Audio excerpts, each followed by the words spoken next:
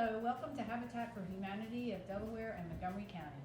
I'm Patty Post, longtime volunteer and supporter and believer in the mission of Habitat for Humanity. Today we're going to fill a toolbox. Every home needs a toolbox for those minor repairs that you can perform yourself. And we'll talk about those in another video as to what you can do and what you can't do yourself. So here we go. Toolboxes come in all manner, shapes, and sizes. First, we have a satchel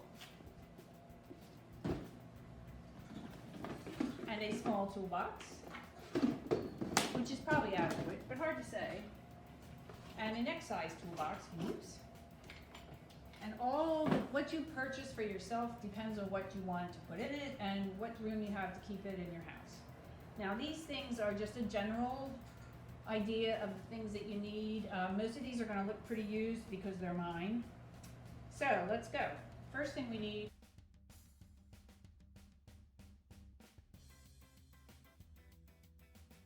is tape measure. You're always measuring something, and I think 25 feet is a good length. This one has inches, only feet and inches. And unless you're a metric person, that's all you would need. You can get smaller, but I think this is a good size. So I'll put that over here.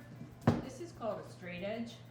Straight edges come in handy when you're hanging a picture, wanting to draw a line, depending on what you're doing. If you're hanging a picture, there's other things as well. So this is called a straight edge, and any straight edges do, but this is handy because you have it at a corner here as well, in case you need that. Now, once you're ready to do all that, you could be needing a hammer. Here's a small kind of tack hammerish thing that would probably be adequate for anything you do in your house, like hanging pictures. Or you can get a larger hammer that has a little bit more oomph to it for those jobs where sometimes you just got to really whack it. And that would be in things like, these are nail punches. If you go around your house and you see that your nails are starting to stick out of your paint, you can fix that with a nail punch and a hammer. If you go around your house and you see things that need to be removed, like a nail that's stuck in or something like that, some people like to have what's called a cat's paw in their toolbox, and that's what this is. You do this to dig it out, but that's kind of optional. It's not for everybody. We also would need a utility knife. Utility knives come in really handy for all manner of things. They cut plastic, they cut tape, they cut cardboard, they cut shelf paper, they cut just about anything you would want. This is your standard utility knife that you can buy in any hardware store. The blade comes out, comes back in for safety reasons. We never leave it anywhere without putting down the latch. You want to hide it. Here's your extras. Always have extra utility blades. The time you don't is the time when you need them and you're right in the middle of a project. This little gadget is also in the utility knife family, and this is a straight edge. So this comes in handy if you got paint on your windows, or there's a little bit of something somewhere that you just like to if you have laminate, you just want to scrape it off and get it real flat. It's not for everything because you don't want to dig in, but it does come in handy, especially on doors and things like that. Now, whoops, you can't put this away. Next thing that's essential in a toolkit is pencils. This happens to be a Habitat for Humanity pencil, as well as this one, which is handy. However, regular pencils do. You need pencils to make markings on the wall, to hang your pictures, to hang your shower curtain rod, anything along those lines. It's good to have a pencil at your fingertips. Mostly to make measurements. If you're going to go buy something, you need a piece of wood, you need a curtain rod, you need a curtain, so you have a pencil and a paper, and a tape measure. A paper would be good too, which is, here's a paper, but that's really not appropriate. And then let's see what else. Screwdrivers. Screwdrivers come in ultimate many sizes and shapes. The most important thing is this is a straight screwdriver. These go into screws that have one slice in them. This is called a Phillips head screwdriver. And I don't know if you can see that against there. Mine might be too dark. These are dark because they're magnetized, which is really handy if you got a screw on the end, especially one of those little ones when you're doing your light switch covers and you need something to hold on to. they're really handy. But as you can see, I have several here. They're all different sizes because you come across all different things. And if you have this little tiny one and you put it into a big slot, it's going to pop out. So you need a little bit of an assortment. You could also use a really little one for those jobs that sometimes these work in the light switches. There's also, you know, if you want to fix your watch, you got to have the little one. Because that comes under homeowner, you know, changing your eyeglasses and your watch. The other thing in that department would be Allen wrenches. So many flat packed furniture now comes with their own Allen wrenches. Not always, but some of them. This is just a couple of different sizes, and they go in either way into the space and a lot of things now, like our curtain rods and shower curtain rods, things like that, all have a cover with a little teeny weeny. Oftentimes they have a little port in them with a little screw that fits these Allen wrenches. So these come in assorted packages. You can buy them by the each, but don't do that. You can buy a whole pack of them, or you can buy ones that look like a pen knife, you know, a multi-purpose knife, and they all peel off. That's handy because you can just throw that in the drawer. And then we need to have a pair of scissors. You should always have scissors in your toolkit. Again, that's kind of like the pencil that you don't have, or this knife. Something you need like at your fingertips, because it comes in handy in all manner of jobs. Tape. Blue painter's tape works like for everything because it doesn't leave a mark. So you can use it to mark where you want to hang your picture. You can use it where you want to put your shower curtain rod, things like that. Anytime you need to mark something that you don't want to mar the wall or the woodwork, you can also use it on the wall when you find things that you need to fix. It's great for that. And you can pick it up. There you go. Now you know you got to come back and fix that spot. So in the tape line, we have duct tape. Duct tape also has many, many, many uses, and we won't go into those, but use your imagination. It's really made for pipes, but. And then we have electrical tape. Electrical tape also has lots of uses. I mean, it's made for putting wires together and making that connection, but it's stretchy and it's pliable, so it's good for putting plugs together and wrapping the tape around them. There's all kinds of things that you'll wish you had a piece of tape that was kind of movable, as opposed to these other two guys. Because this stuff doesn't stretch, the blue painter's tape. It doesn't stick forever. Well, it sticks forever where you don't want it to, but it doesn't really stick forever. And this leaves a mark, and it leaves goo, so you don't want either of those. So let's see, pliers. The other thing you should have in your toolkit would be some pliers. This is kind of a home adjustable plier. You can use these for whatever you need to grab. They're great for bottle openers if all else fails. They work for faucets. Anytime, if you need to grab a nut and you don't have anything else, this adjustable one makes different sizes. The adjustable ones also come in this guy, which has like a little turner on it that turns in size so you can adjust it. And it's the shape of a nut. This is the hex nut. Your nut that goes on your screw underneath will fit right around there when you get the right size, which is what this does too. This is a circle, half circle, open. It's really an open-ended wrench. I think that's its technical term. And these come in sizes also. And typically you wouldn't buy just one. You would buy a set, so you go, oh, I think this works, and then it doesn't, so you go to the next one.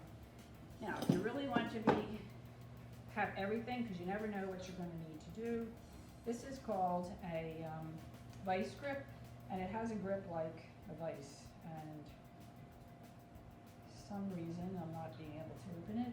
So when you open it, it goes around it, and then you push the thing and it goes closed. This is more for plumbing type things where they really have a good seal. You have to be careful. These teeth are fairly aggressive, so you want to make sure you protect it. Anything that's got a shiny surface, you want to protect it with a piece of tape or a piece of cloth or something so that you're not scraping up the finish. Also in the plier department are what we call needle nose. Needle nose, they get down into things, so if you need to hold, or if you need to get something that's kind of hidden or it's under the bottom of the chair that you're working on, it's also good for holding a nail. So you're hanging that picture frame and you can't quite get a grip on it, you can put your nail here and then you take it out once the nail is started. So the needle nose comes in handy for lots and lots of different things.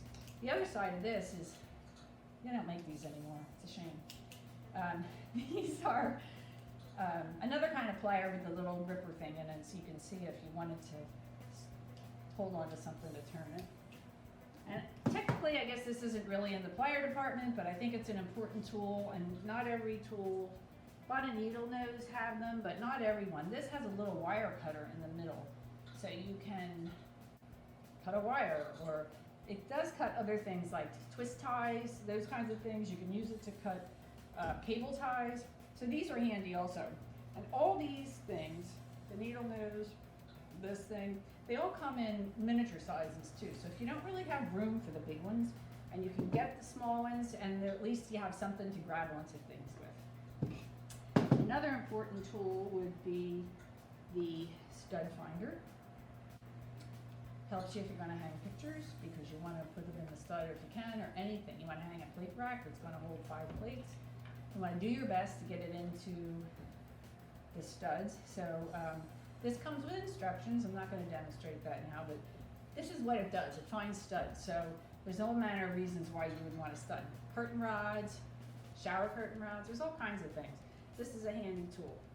So that leads me to another handy thing would be a picture hanger kit.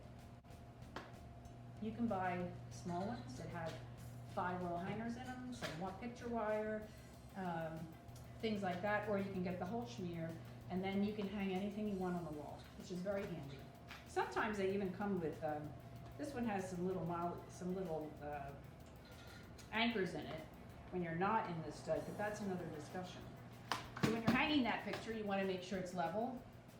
This is called a torpedo level. So this can sit on top of the picture.